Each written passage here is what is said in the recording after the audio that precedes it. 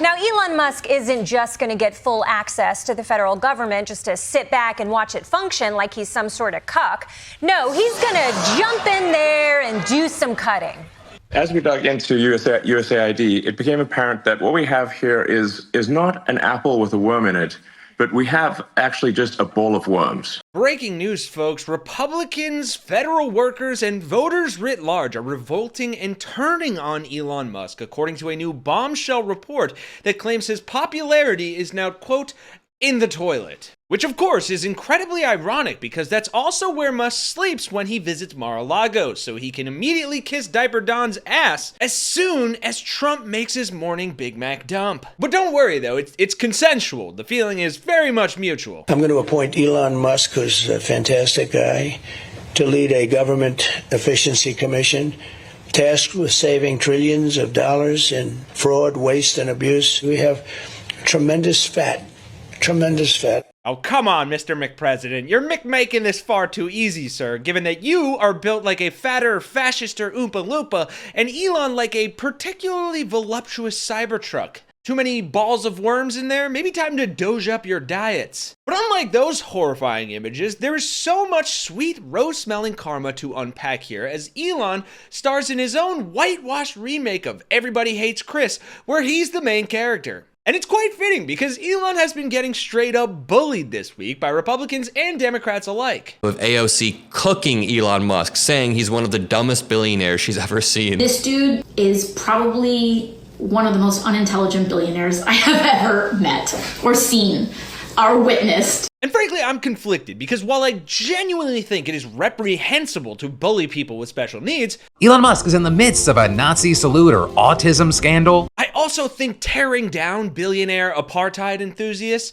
counterintuitively is punching up. So help me with my moral conundrum in those comments down below. And while you're there, drop a like, subscribe, and buckle up because we have a lot to get into in this breaking story of Elon's precipitous fall from Sig Heil glory. The saga really kicked off earlier this week when this show was just getting started. Now we have learned that his team has gained access to something extraordinarily sensitive, the system that the Treasury Department uses to disperse almost every check and expenditure of any kind made by the U.S. government. That is a vast database with millions of Americans' personal information on it. Yeah, I don't know about you, but to me, the richest man in the world getting all of our social security numbers and access to the Treasury payment system feels a hell of a lot like socialism. I mean, come on, in a free market economy, he should have to go and buy our personal data off the dark web like everybody else. But of course, it's not like he's going to redistribute his wealth to MAGA morons who spent their kids' college tuition on a bunch of Trump $2 bills that are $20 a pop.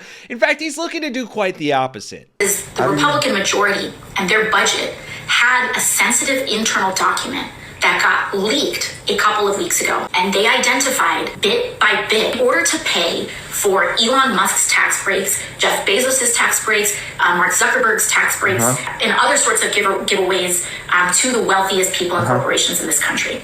And the biggest one, lock in everybody, okay? The biggest one that they are going after is Medicaid. Ooh, that makes a whole bunch of sense. CBS News reported that Elon Musk's access to the Treasury payment system was raising alarms specifically because the control of the Treasury's payment system raised questions about Trump's administration's ability to halt the flow of federal funds of programs including Medicare and Social Security. Also, the vast majority of payments that go through this system include federal tax returns, Social Security benefits, supplemental security income benefits, veterans pay, flow of federal disbursement services that include Medicaid, and in the 2024 fiscal year alone, it paid out $5.45 trillion. Well, I'll be damned. It sure is a good thing that federal anti-poverty programs don't primarily help the GOP's base. That would be ironic, wouldn't it? Though fortunately for them, they don't know what irony means, so blissfully ignorant poverty is just dandy. But okay, let's stay focused here and get back to Musk, and why not just Republicans, but also voters writ large are turning on him. Because you'll be oh so delighted to know, folks, it's not just Elon Musk who has full access to all your private data, but additionally, a young squad of sycophantic 19 and 20-year-old coders who idolize him and used to work for his companies.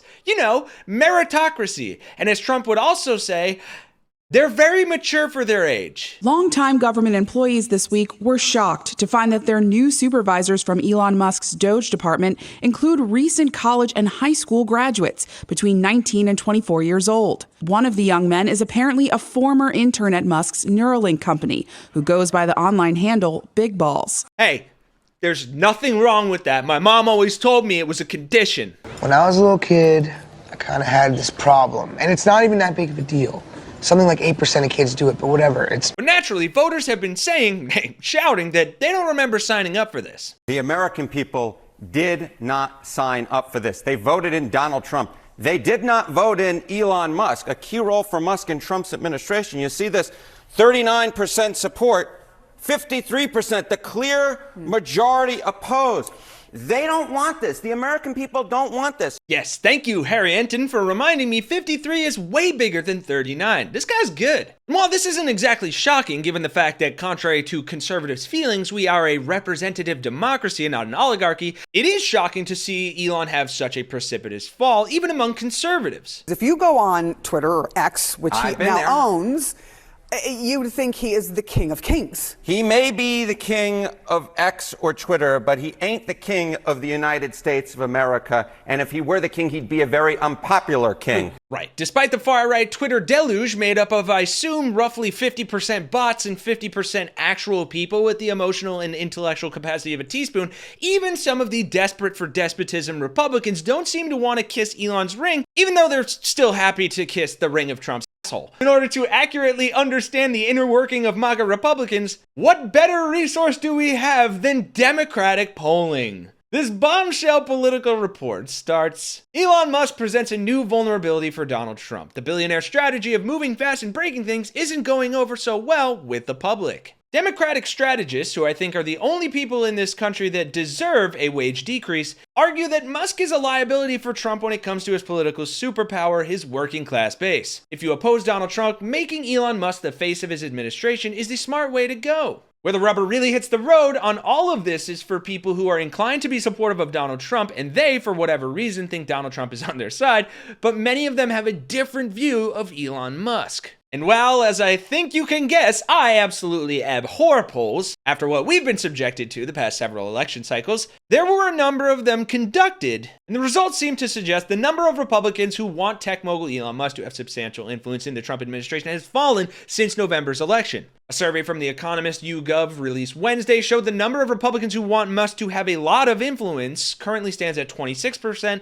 down from 47% in a previous poll conducted soon after Trump's victory. And while there were very much mixed results throughout the poll, it does seem like some Republicans at least are on the find out stage of around. And it's clear that there is at least some effect happening here, and that is what we need to focus on. We need to put the pedal to the floor and keep driving home these messages and amplifying voices and creators on the left to combat the right-wing echo chambers that have gained so much ground and political protection so that people can become aware of how their resources are being redistributed to the rich and the powerful with their blissfully ignorant consent. So if you agree and you like getting depressing stories delivered humorously and palatably, consider dropping a like and subscribing to join Les Resistance. For Really American, I'm Kenny Hesse, and I'll see you guys in the next one.